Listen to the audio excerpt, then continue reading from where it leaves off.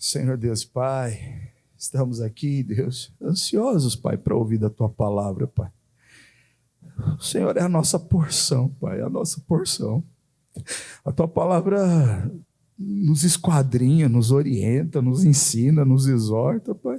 A tua palavra nos corrige, nos apruma, Pai. A Tua palavra traz de volta a realidade do céu, Pai. Oh, Jesus amado, abençoa, Senhor, a vida da Camila, Pai, para que ela seja mesmo um instrumento em Tuas mãos agora, Pai. Um instrumento ousado nas Tuas mãos, Pai. Em nome de Jesus, que encontre os corações essa mensagem, Pai, e que saiamos daqui mesmo, Senhor, com lágrimas na alma, Jesus, por termos sido encontrados por Ti, Pai. Guarda tudo que leva o nome da Tua filha e é isso, Senhor, nós oramos no Teu santo nome. Amém.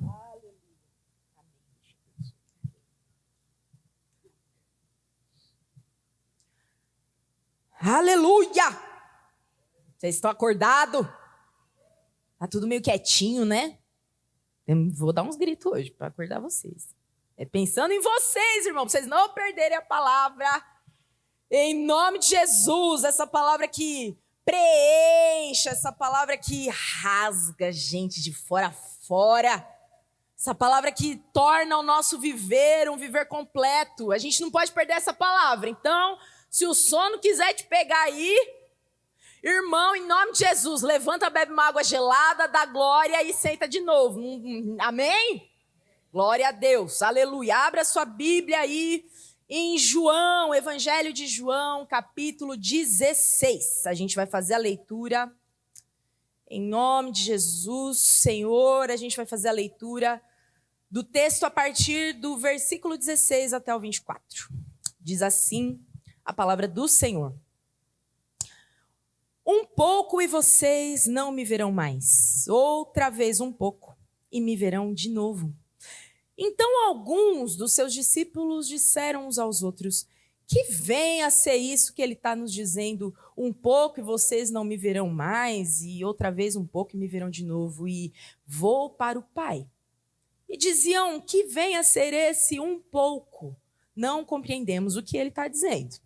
Jesus, percebendo que eles queriam lhe fazer perguntas, disse: vocês estão discutindo a respeito disto que eu acabo de falar. Um pouco e vocês não me verão mais, e outra vez um pouco e me verão de novo? Em verdade lhes digo que vocês vão chorar e se lamentar, mas o mundo se alegrará. Vocês ficarão tristes, mas a tristeza de vocês se transformará em alegria. A mulher, quando está para dar à luz, fica triste, porque chegou a sua hora. Mas depois de nascida a criança, já não se lembra da aflição, pela alegria de ter trazido alguém ao mundo. Assim também agora vocês estão tristes. Mas eu os verei outra vez, e o coração de vocês ficará cheio de alegria, e ninguém poderá tirar essa alegria de vocês. Naquele dia vocês não me perguntarão nada. Em verdade lhes digo, se pedirem ao Pai alguma coisa em meu nome, Ele lhes concederá. Até agora vocês não pediram nada em meu nome. Peçam e receberão, para que a alegria de vocês seja completa. Feche os teus olhos. Santo Deus, Todo-Poderoso, Senhor, Criador, Sustentador de todas as coisas. Diante da Tua palavra, nos colocamos e pedimos a Ti, dá-nos graça para que possamos compreender os mistérios da eternidade do Senhor. Dá-nos graça para que possamos ter corações abertos e contritos diante do trono daquele que julga retamente todas as coisas. Nós te amamos, Senhor, te louvamos porque o Senhor está em nosso meio. Obrigada por isso. Amém. Amém. Irmãos, a gente tem feito aí ao longo de mais ou menos umas 7 semanas um esforço de fé, né? De compreender um pouquinho mais aquilo que o Senhor, Ele esperava de nós quando Ele nos chamou para caminhar com Ele. Jesus nos manda frutificar, Jesus nos manda dar fruto. E o que é esse tal de dar fruto? A gente tem meditado um pouco a respeito disso. E nunca é demais repetir, porque a gente esquece facilmente daquilo que não interessa muito a gente. Então, nunca é demais repetir que há um rei assentado sobre o mais alto e sublime trono do universo, irmãos. E você e eu somos servos deste rei. Todos nós, cada um de nós. Toda a criação serve e se prostra diante deste rei. As coisas visíveis e as coisas invisíveis pertencem ao Senhor. O livro de Juízes vai preparar a gente para um momento na história de Israel em que surgem ali os reis de Israel. E para isso o autor ele decide criar um tipo de um refrãozinho no livro de Juízes que diz assim, que naquele tempo não havia rei em Israel e cada um fazia o que considerava bom aos seus próprios olhos. Naquele tempo não havia rei e cada um fazia o que considerava bom aos seus próprios olhos. Mas agora foi revelado dos céus o reino do leão e do cordeiro. Aquele que carrega sobre si todo o poder e toda a autoridade, toda a sabedoria, foi revelado. O reino de Deus está no nosso meio. E nós somos servos do Cristo, que tem olhos como chama de fogo, que tem pés como de latão reluzente, e que tem dos seus lábios, saindo dos seus lábios, uma espada afiada de 2 gumes. A sua palavra é fiel e verdadeira. Agora há um rei, e ela não é qualquer rei não, é o rei dos reis. Então, o que eu quero falar com isso? Que não dá mais para a gente viver de acordo com aquilo que a gente considera ser o nosso certo, a nossa verdade, o nosso jeitinho. Não dá mais para a gente viver do nosso jeito e tentar conciliar o nosso jeito com a lei e a vontade do soberano. Não dá para transitar em 2 realidades, servindo a Deus e também ao nosso próprio coração. Meus irmãos, se tem uma coisa para a qual o nosso coração é rebelde, é para a palavra de Deus. Todas as vezes que a gente ouve a palavra do Senhor e nós aqui que somos cristãos, que somos seguidores do Cordeiro de Deus, corremos o risco de ter o nosso coração endurecido. Porque a gente ouve tanto isso, que ao longo do tempo a gente passa a achar que por ouvir já está suficiente. Por ouvir eu já pratico por osmose. De tanto que eu ouço eu já estou praticando. Se tem um povo que pode ser rebelde à palavra de Deus, somos nós. Então, irmãos, precisamos clamar ao Altíssimo para que Ele derrame da sua rica misericórdia sobre nós e nos convença de todo pecado, justiça e juízo. Essa é uma graça que só alcança quem o Senhor deseja resgatar. Entenda isso. Convencimento de pecado, justiça e juízo não é para todo mundo. É para aqueles que o Senhor deseja resgatar. Se você acha que está tudo bem na sua vida, se você acha que o seu proceder tem sido um proceder agradável a Deus, e isso é uma opinião sua a respeito de você mesmo, não do seu testemunho, mas uma opinião sua a respeito de você mesmo, que a gente tem essas manias aí. Meu irmão, corra para a cruz clamando por misericórdia, porque o reino de Deus é um reino para pecadores que foram encontrados, não é para gente bonitinha, que paga as contas em dia, que não adultera, que não se veste inconvenientemente, que sabe cantar uns louvor e falar uns crentéis. O reino de Deus não é para quem se considera são.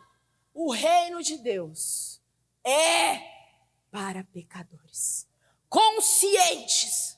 E quem nos convence é o Espírito. Que esse Espírito tenha misericórdia de nós e nos convença nessa noite de todo pecado, justiça e juízo. Na semana passada, retrasada, a gente começou a desenvolver aqui algumas reflexões a respeito da lista do fruto do Espírito, né? E aí a gente falou ali do que o fruto do Espírito é amor. Mas o fruto do Espírito também é alegria.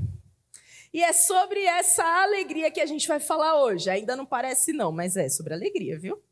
Amém. E no texto que a gente acabou de ler há algum tempo atrás, Jesus ele vai afirmar o seguinte para os discípulos, que o coração de vocês ficará cheio de alegria e ninguém poderá tirar essa alegria de vocês.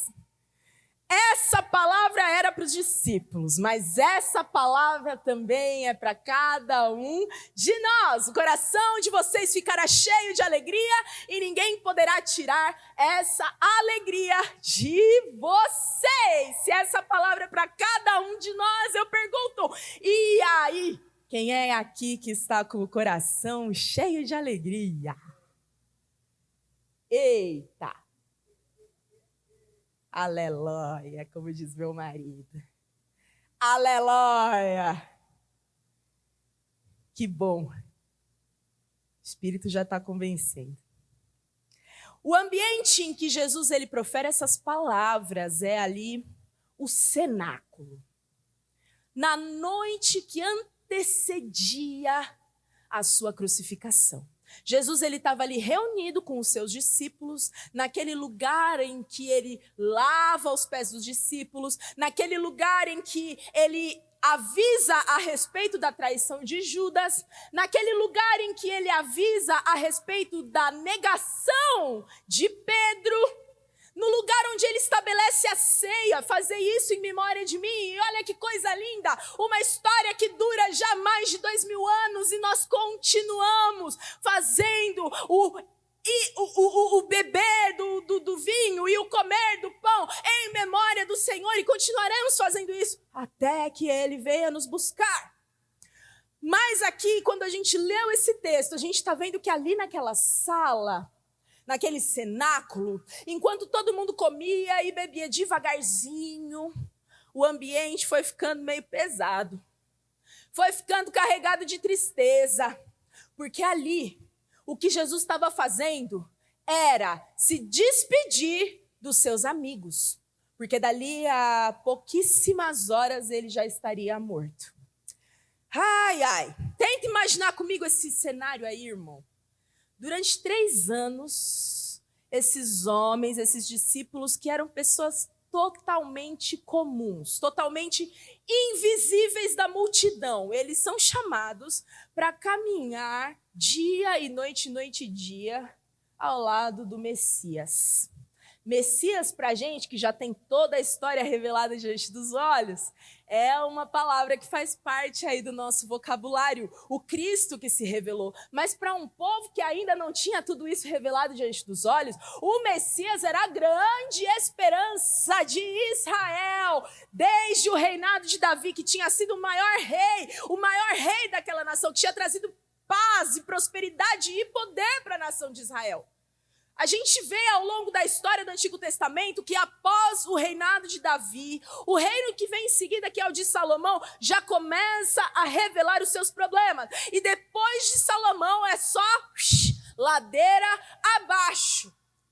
Então, o desejo daqueles homens estava se concretizando de toda a nação judaica, de todos os tempos. Aqueles 12 homens foram chamados para servir ao próprio Messias, que eles tanto tinham sonhado e desejado. Mas agora, o ambiente estava ficando estranho. Eles estavam ali com o Messias na véspera da Páscoa, uma das festas mais importantes para o povo judeu. E Jesus, ele estava falando de morte. Mais uma vez, Jesus, o Senhor, com esse negócio de falar de morte. Mas agora estava ficando mais real, parecia que estava perto. E aí o texto vai falar que o coração deles começa a se encher de profunda tristeza. É difícil para a gente imaginar isso aqui. Porque hoje a cruz para nós é motivo de alegria.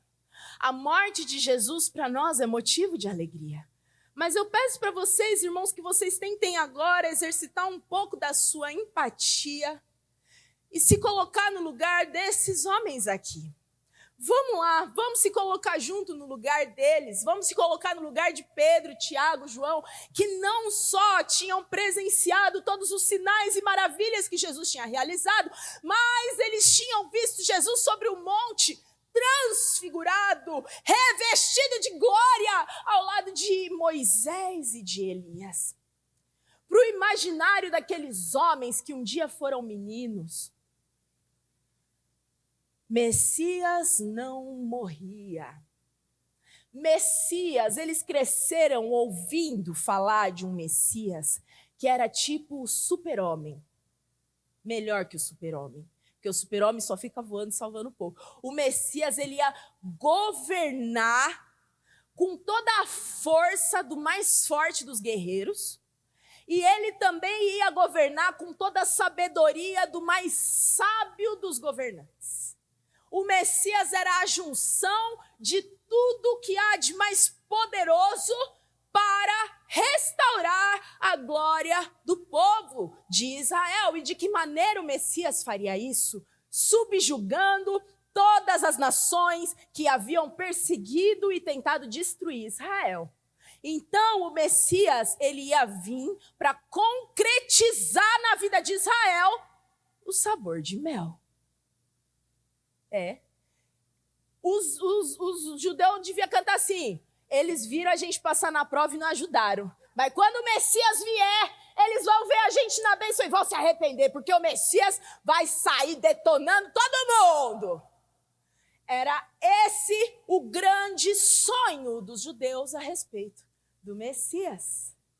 E aí, irmãos, Jesus, que é o Messias, está aqui falando a respeito de morte, a respeito de se entregar, a respeito de sofrimento, a respeito de dor, do fim de uma jornada. Mas calma aí, a gente ainda nem assumiu o trono, a gente ainda nem destruiu Roma, e o Senhor vem falar de fim de jornada. Aquela conversa para eles tinha muito mais a ver com derrota do que com vitória. E além disso, irmãos, despedida não é legal. Nós detestamos com todas as forças despedidas, porque elas não são fáceis. E ainda mais quando nós estamos vendo se separar de nós aqueles que nós mais amamos. A gente sente o coração literalmente ser arrancado do peito, não é verdade? Falta o ar, né?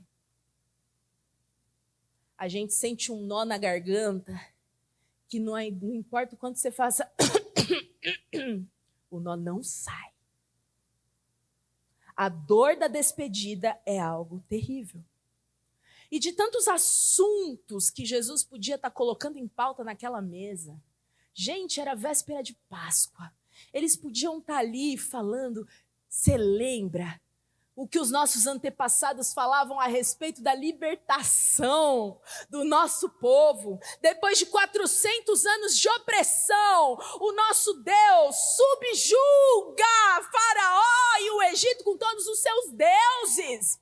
E aquela água do Mar Vermelho que se abre, ela se abre para o povo passar em terra seca, e foi o sinal da salvação do nosso povo, e ao mesmo tempo foi o sinal da destruição de todos os exércitos de Faraó, porque quando eles tentam passar pelo mesmo lugar, as águas, elas caem sobre eles e todo o exército de Faraó é destruído. Eles podiam estar conversando sobre esse momento glorioso da história, que eles lembravam Páscoa após Páscoa. Esse era o objetivo dessa festa.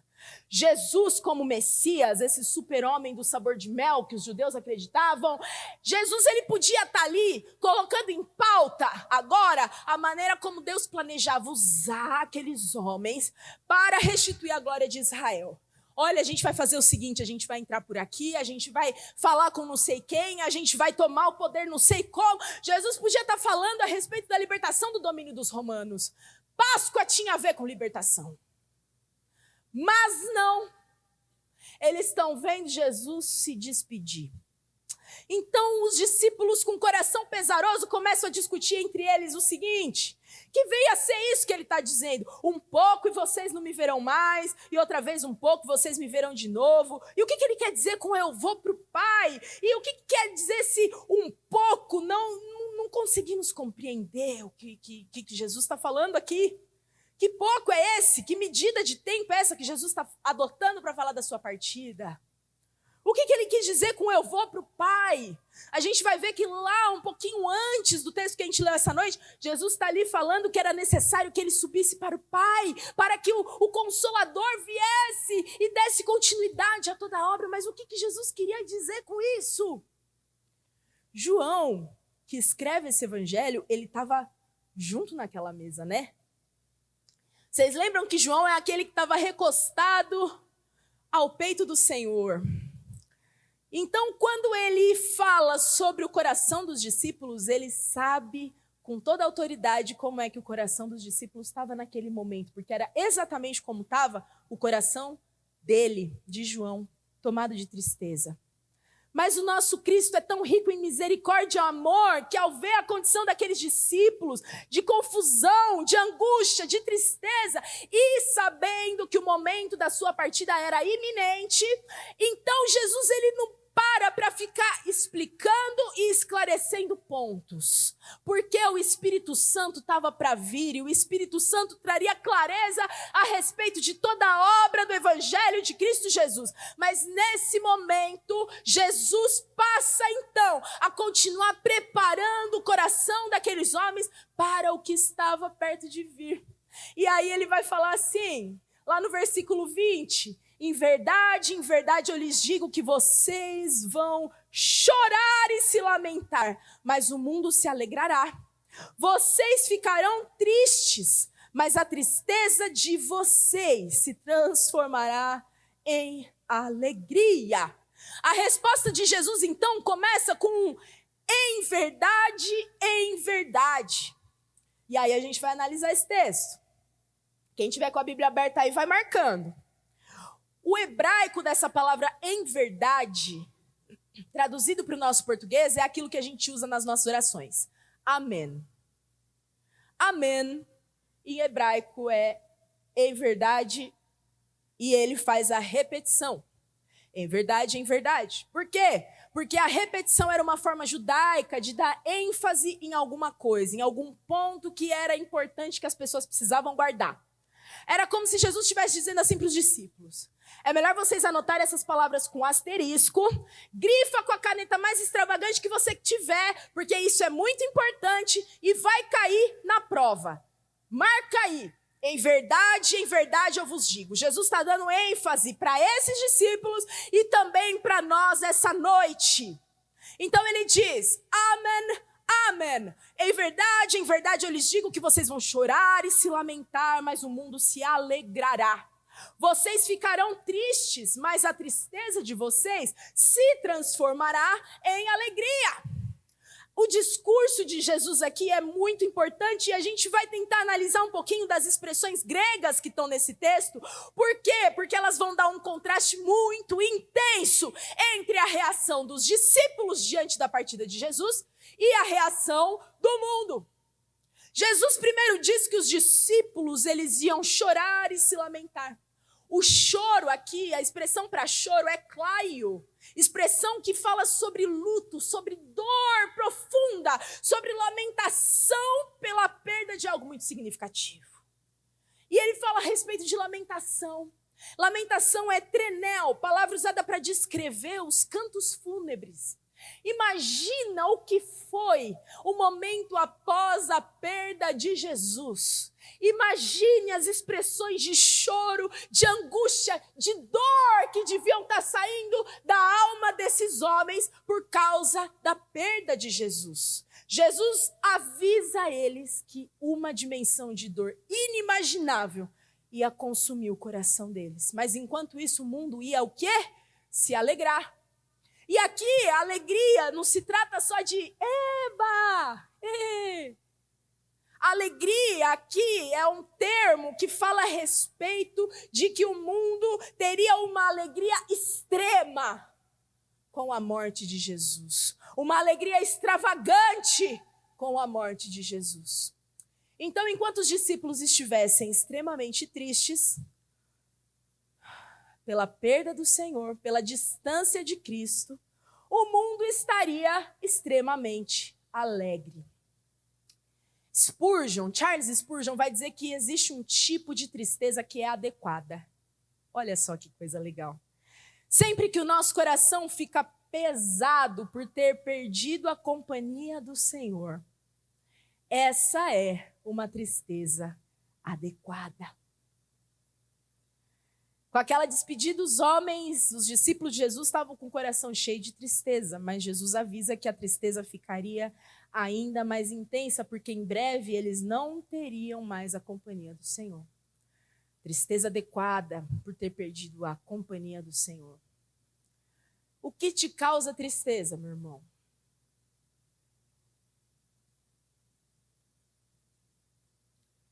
O que é que tem provocado a dor no seu coração? Viver distante do Senhor há tanto tempo, muitas vezes, será que provoca algum tipo de dor dentro de você? Algum tipo de pesar? Algum tipo de reação dentro de você? Provérbios nos diz que onde está o nosso coração, ali é que está o nosso tesouro. Aquilo que em nós provocar tristeza e alegria é aquilo que é o nosso tesouro. Aonde está o teu coração? Quem é o teu tesouro? Quem é o teu tesouro? O que provoca tristeza em você? É um dia que você não conseguiu estar na presença do Pai? Claro que não, a gente fica vários dias sem ler a Bíblia, sem orar. Ai, esqueci de orar e ler a Bíblia essa semana. Meu Deus, onde que está mesmo a Bíblia? Esqueci. Ai, meu Deus, vou ler pelo telão. O telão eles projetam mesmo, tá tudo certo. A gente vê muitos olhares tristes aqui nessa noite. E a gente ouve muitas histórias tristes ao longo da nossa jornada. Mas poucas dessas histórias, para não dizer nenhuma, tem a ver com saudade de Jesus. Precisamos de mais crentes com saudade de Jesus. Precisamos de mais crentes tristes pela distância que muitas vezes nós mantemos dele. Vivemos longe do Senhor e não nos entristecemos mais. Vivemos segundo o nosso próprio padrão de conduta e achamos que está tudo bem, porque eu estou salvo, me livrei do inferno, agora o resto é só alegria. Ele garantiu que vai me salvar mesmo, então, quando der eu falo com ele, tenho que cuidar das minhas coisas, não tenho tempo para o Senhor. Deveríamos viver mais tristes, irmãos, por permitir que tantas coisas desse mundo se coloquem entre nós e o amado da nossa alma. O mundo está carente, não de gente moralista que fica dizendo o que deve e o que não deve fazer. O mundo está carente de discípulos de Jesus que carreguem no peito um coração pesaroso com a tristeza correta. A tristeza pela distância de Jesus. Mas a gente está falando de alegria. Amém? Vocês estão meio sérios. Tem mais dois ensinamentos que esse texto aqui nos traz. O primeiro é, Jesus olhando para aqueles discípulos, para a dor daqueles discípulos, nos ensina que ele participa da nossa dor. Jesus, ele não ignora a nossa dor, mas participa dela. E tem um texto muito, muito lindo lá em Isaías 63:9, que diz que em toda a angústia deles, também ele se angustiava. Olha só, em toda a nossa angústia, o Senhor também se angustia conosco. Mas tem uma outra coisa muito preciosa para a gente guardar no coração. Jesus, ele promete que haveria tristeza, mas o que ele diz em seguida? Que a tristeza dos discípulos seria transformada em alegria. Presta atenção nisso aqui, porque Jesus, ele não está dizendo que a tristeza dos discípulos seria substituída por alegria. Ele não está dizendo que a tristeza dos discípulos seria trocada por alegria, mas ele está dizendo que a tristeza dos discípulos seria transformada em alegria. Então, o segundo ensino que a gente tem aqui é que Jesus, ele cria a nossa alegria. E para deixar claro esse conceito, ele vai dar o exemplo da mulher prestes a dar à luz. E aí a gente precisa lembrar que lá não tinha Santa Joana, irmãos. Entendeu? A gente, dá à luz de boa. Já falei com a minha médica, a cesárea já tá aqui, não sei o quê, plantonista, bibibi, bababá. Não. Uma mulher prestes a dar à luz era um momento de profunda incerteza. Por quê? Porque todo mundo ali estava correndo risco de morte. Tanto a mulher quanto o bebê. Pode ser que a mulher voltava e o bebê não. Pode ser que o bebê voltava e a mulher não. E pode ser que os dois deixassem de existir. E um momento que fosse de nascimento se tornasse um momento de canto fúnebre e lamentação. Por isso a mulher, quando chegava na hora de dar à luz, ela sentia uma profunda tristeza, porque ela não sabia o que estava prestes a acontecer.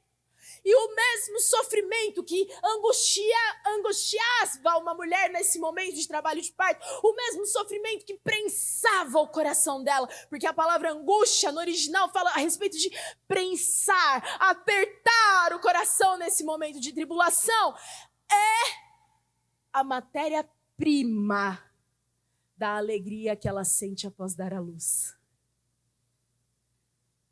A mesma dor e sofrimento que ela sente quando chega a hora dela é a matéria-prima da alegria intensa que ela sente após dar à luz. Uma alegria tão intensa que apaga completamente a memória da aflição. E aí Jesus vai falar para eles assim: meus discípulos, assim como essa mulher prestes a ter o seu filho, vocês estão tristes. Mas eu os verei outra vez e o coração de vocês ficará cheio de alegria. O coração cheio de tristeza dos discípulos seria transformado num coração cheio de alegria. E a matéria-prima dessa alegria era justamente a dor, a angústia e o sofrimento que eles estavam vivendo.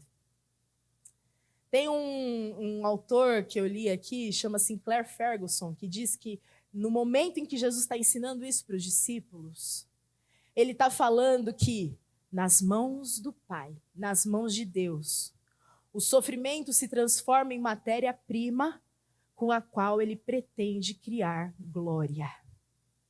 Olha, irmãos, era para vocês estarem dando glória, né? Porque sofrimento a gente tem de monte, não é verdade? O que a gente faz com esse sofrimento? Saiba que o sofrimento é a matéria-prima com a qual o Senhor pretende criar glória. Olha que notícia maravilhosa. É por isso que lá em 2 Coríntios 12, Paulo vai dizer que de boa vontade, pois, mas me gloriarei nas fraquezas para que sobre mim repouse o poder de Cristo. Por isso, sinto, o que Paulo vai falar? Que ele sente prazer. Prazer nas fraquezas, nos insultos, nas privações, nas perseguições, nas angústias por amor de Cristo. Eita, irmão! Olha aí, Se a gente entendesse que todo o nosso sofrimento é, na verdade, matéria-prima para a glória, quanto mais a gente sofre, mais matéria-prima a gente vai acumulando para que a manifestação da glória e do poder de Deus seja maior. Irmãos! O sofrimento é a matéria-prima que gera alegria eterna. Muitas vezes nós somos seduzidos pelas alegrias passageiras desse mundo. Ai, eu preciso descansar um pouco, eu também sou filha de Deus, sou gente, preciso dar uma relaxada, preciso, meu Deus do céu, não vou aguentar desse jeito aqui, não, eu mereço, eu tenho meus direitos, né? Nós somos bonitinhos. Ai.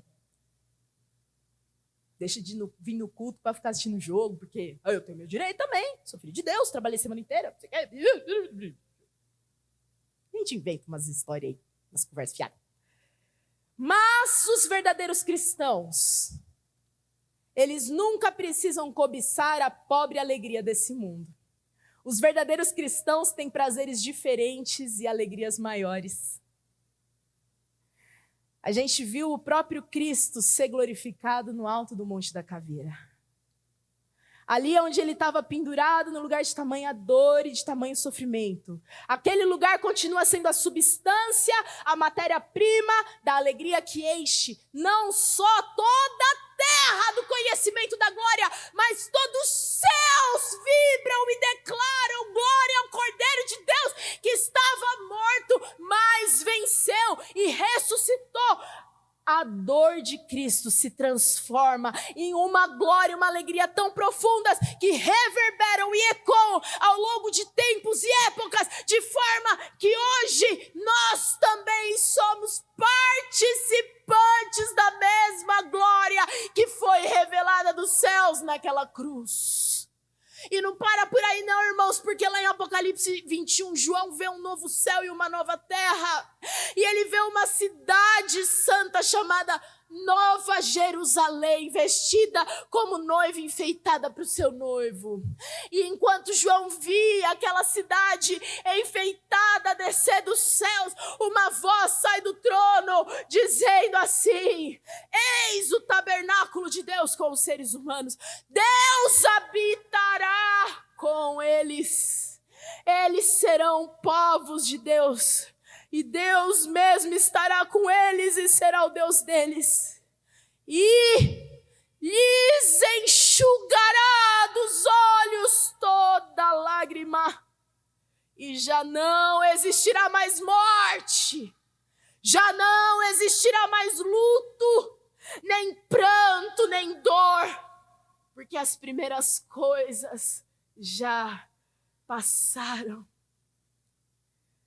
A tristeza, a dor, o sofrimento são matéria-prima nas mãos de Deus para a criação de glória. Assim como, meus irmãos, o coração daqueles homens estava pesaroso naquele momento. Pode ser que nessa noite o meu e o seu coração também estejam pesarosos. Com tantas aflições, com tanta dor, com tanta angústia, que às vezes a gente já criou até um certo tipo de insensibilidade dentro de nós. Mas eu quero te desafiar um negócio doido aqui. Vai doer, mas vai ser bom. Se o coração de vocês já está insensível à dor, já acostumei. Esse mundo é para sofrer mesmo. Eita. Se o coração de vocês está com marcas de dores que já estão insensibilizadas, por tanto tempo que você está sofrendo com isso, vai doer, mas vai ser bom. Deixe que o Espírito Santo de Deus abra essas feridas e trate cada uma das suas feridas nessa noite. Porque a alegria, meus irmãos, ela não é apenas mais um aspecto do fruto do Espírito. A alegria, ela é mandamento, ela é ordem. Por quê? Porque quem carrega o Espírito de Deus, ele recebeu dentro de si a operação milagrosa de Deus, que faz com que a tristeza se transforme em alegria. Não tem como cristão que carrega o Espírito Santo viver triste, cabisbaixo. Você está entendendo? Por isso que Paulo lá em Filipenses 4 vai dizer: alegrai-vos sempre no Senhor. Isso não é um conselho. Às vezes a gente aqui, porque gosta muito de vocês, chega assim para vocês, cabeça baixa, o que é que você está passando? Tá tudo bem? Vou orar com você. Mas aqui, irmão, não é um conselhozinho fofinho que Paulo está dando. É uma ordem, porque quem tem o Espírito de Deus dentro de si é cheio de alegria. Uma alegria que não nos será tirada. Aleluia! A gente é um povo alegre porque Jesus Cristo cumpriu literalmente cada uma das palavras dele, tanto para aqueles 11 homens, porque Judas já tinha se perdido, quanto para nós.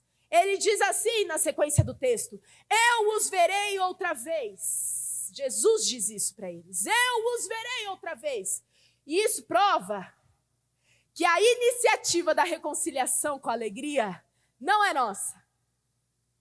Eles não foram procurar Jesus, sabia? Mas um dia, quando eles estavam fechados, cheios de temor e tristeza dentro deles, Jesus invade a cena e diz: paz seja convosco. Ele prometeu e ele cumpriu. Eu os verei outra vez. E ele continua: o coração de vocês ficará cheio de alegria e ninguém poderá tirar essa alegria de vocês. Aleluia. Estou encerrando já, viu? Vocês estão com cara de cansado. Então vamos continuar aqui mais um pouquinho. O cumprimento dessa palavra, dessa promessa de Jesus vai acontecer em pelo menos 2 aspectos. Um aspecto temporal, linear e cronológico. E um aspecto eterno e atemporal. Do ponto de vista temporal, o que acontece? A gente sabe. Apenas algumas horas depois da despedida, Cristo é brutalmente executado e ele foi realmente separado daqueles homens. E o coração daqueles homens realmente ficou cheio de tristeza, realmente ficou cheio de luto, enquanto o mundo estava se alegrando lá fora.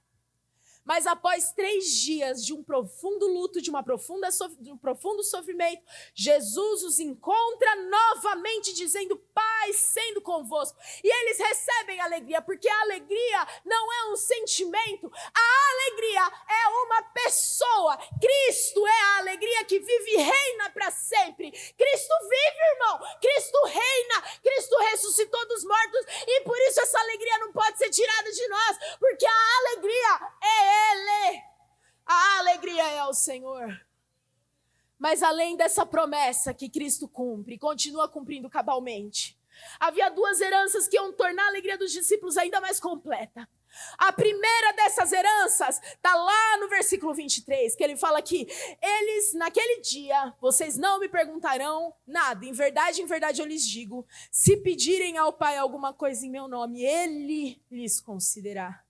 Se pedirem ao Pai alguma coisa em meu nome, essa herança, irmãos, de orar a Deus em nome de Jesus, é uma herança que recebemos por meio da morte e ressurreição de Cristo, que abre no tempo estabelece uma nova ordem que se chama fim dos tempos. Vivemos nesse momento. Então eu quero pedir licença para chamar a gente aqui de comunidade escatológica.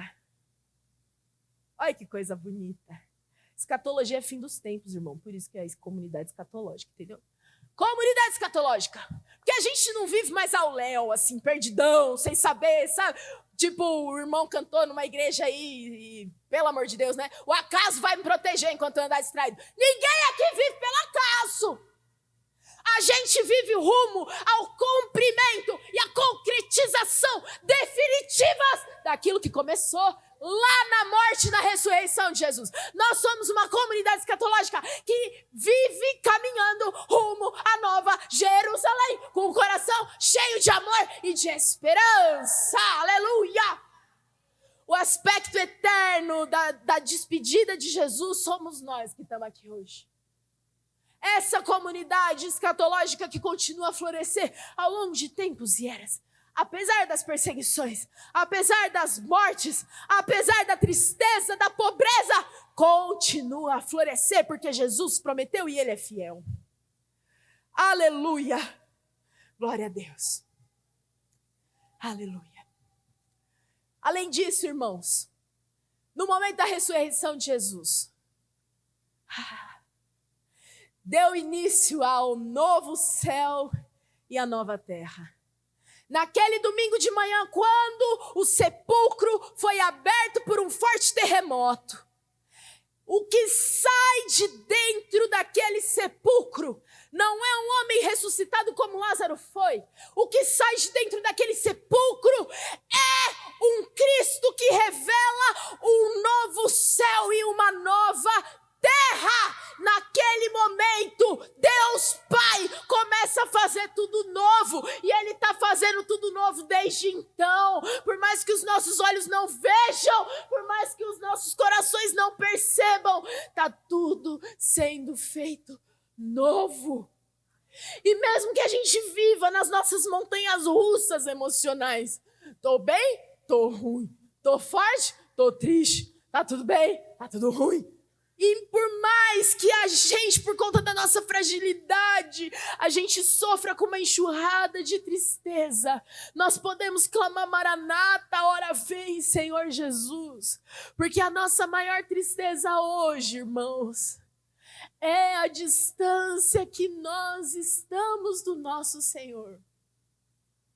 Quando Ele finalmente se revelar do céu, não haverá mais tristeza, nem morte, nem dor. Todas essas coisas passaram, porque o brilho celeste do Cordeiro de Deus, que é a nossa alegria, apagará toda e qualquer dimensão de dor que eu e você já tenhamos enfrentado nessa vida. Ao olharmos para Ele, você não vai mais se lembrar do seu trauma. Você não vai mais se lembrar das traições. Ao olhar para Ele, você não vai mais se lembrar das perdas. Ao olhar para Ele, tudo será apagado. E nós vivemos um tempo, irmãos, em que o mundo tem se alegrado distante do Senhor. Spurgeon vai falar assim: o mundo sempre se alegrará em ter Jesus distante. Porque assim o mundo ele pode continuar vivendo em trevas sem ser incomodado, nem confrontado na sua consciência.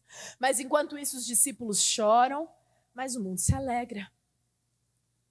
Mas a nossa dor nesse presente mundo é a matéria-prima que gera um peso de glória que não pode se comparar a nenhuma alegria desse mundo. Rebequinha, você pode abaixar as luzes, por favor, minha irmã? Meu irmão, minha irmã, eu não sei se você, ao longo dessa semana, teve a oportunidade de viver algum momento da sua vida com o Senhor. Às vezes a gente só corre para fazer uma oração rápida, assim, de almoço, café da manhã, para não ficar muito feio. Mas a gente não tem desfrutado de momentos com o Senhor, né?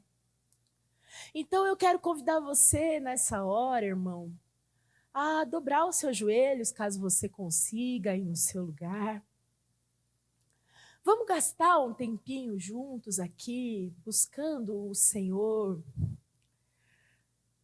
Porque assim, irmãos, a nossa história pequena, menor, ela faz parte da história maior de Deus que continua triunfando. Se a nossa história só se resumir ao presente tempo, a gente pode mesmo ficar triste bastante. Miseráveis que somos. Mas se a nossa história se insere na grande história do Deus que continua vencedor invicto ao longo dos tempos, o nosso coração precisa estar cheio de alegria. Como é que está o seu coração aí? Como é que está o seu coração nessa noite? Será que nós já nos conformamos a viver com um olhar apático Se Cristo ressuscitou dos mortos, por que temos um olhar tão apático nos nossos olhos? Se Cristo já ressuscitou, por que o nosso coração não salta de alegria diante da presença dele? Se Cristo é a nossa alegria, aonde é que está a alegria dos nossos olhos? Essa é a única alegria que jamais será tirada, irmãos. As alegrias desse mundo, elas vão ser tiradas de nós. Todas elas, cada uma delas. Os empregos vão acabar e vão retomar. Nós vamos perder entes queridos. As alegrias desse mundo, elas vão acabar. Nós vamos ser assaltados, roubados, feridos. Mas há uma alegria que jamais será tirada, irmãos. Ah, que doce alegria. Que doce alegria. A alegria completa, perfeita, sem ruga, sem mancha, sem mácula. Ah, que doce alegria. Oh, Shechazet, querido. Oh, Santo Deus de Israel, resgata a alegria neste teu povo, Senhor. Que nós possamos desfrutar da verdadeira alegria, Santo Deus.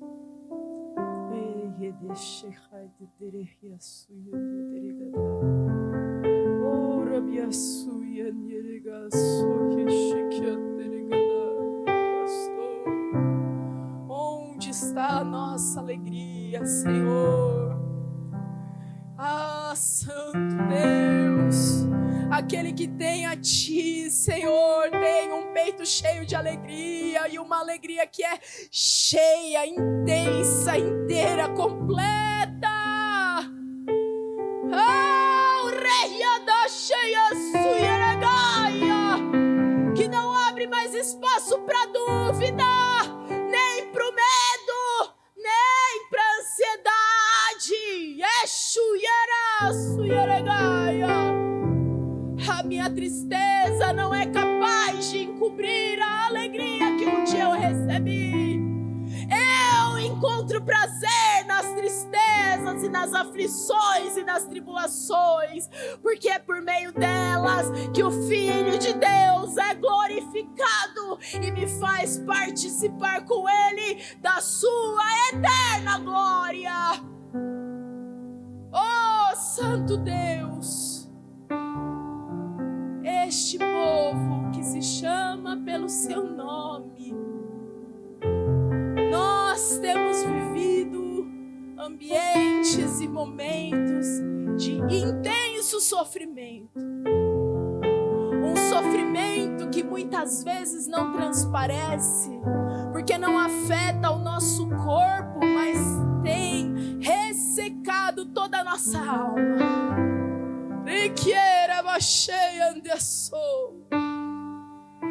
Chuva de Deus, vem, Senhor, regar o coração do teu povo. Rios de amor de Deus encham o coração do teu povo de alegria e de esperança. Enche o coração do teu povo. Ah, Santo Deus, mostra, Senhor, ao mundo que há um povo, Senhor, que é parte da comunidade escatológica que foi inaugurada pelo Senhor na tua ressurreição e que foi manifestada pelo Senhor e pelo teu Santo Espírito ali em Atos, e que continua florescendo e crescendo desde então, apesar das tempestades, apesar das perseguições, apesar de tentarem nos silenciar. O Senhor tem sido glorificado através da tua igreja, porque essa é a tua proposta, esse é o teu propósito, é o teu amor, é o teu amor, é o teu perdão, é o teu poder se manifestando ao chamar pecadores como nós para participar da tua santidade, ao chamar pessoas egoístas como nós somos para partilhar dos prazeres da comunhão da Trindade. Ah, Santo Deus, faz-nos verdadeiramente desfrutar da herança que todos nós recebemos do Senhor por meio daquela cruz. Santo Deus de Israel, Santo Deus de Israel, obrigada, Senhor, por nos encontrar aqui nesta noite.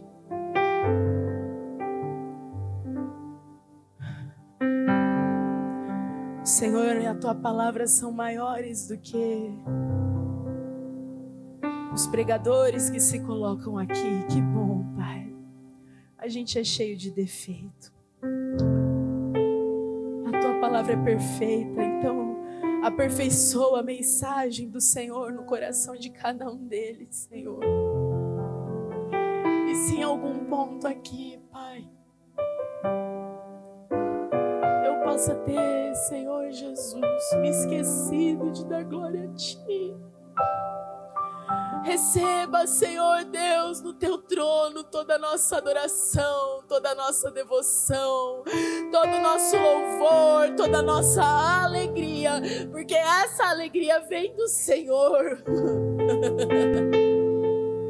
Não vem de nada que esse mundo possa nos dar. Não vem de nada que a traça possa corroer, que o ladrão venha roubar. Não vem. É uma alegria que nunca nos será tirada. Que essa alegria cresça a cada dia nos nossos corações e nos torne um povo que distribua a vida do Senhor por onde a gente passar, de tão cheios que nós estamos da Tua vida e da Tua alegria. Seja entronizado, Senhor. Nós Te louvamos e Te agradecemos por essa noite. Em nome de Jesus. Em nome de Jesus. Aleluia. Aleluia, meus irmãos. Que em meu coração Cristo seja o centro e todo o meu ser mostre quem Tu és. Que em meu coração Cristo seja o centro e todo o meu ser mostre quem Tu és. Faça assim como quem recebe. Nós estamos encerrando este culto, mas a alegria nunca nos será tirada. Nunca.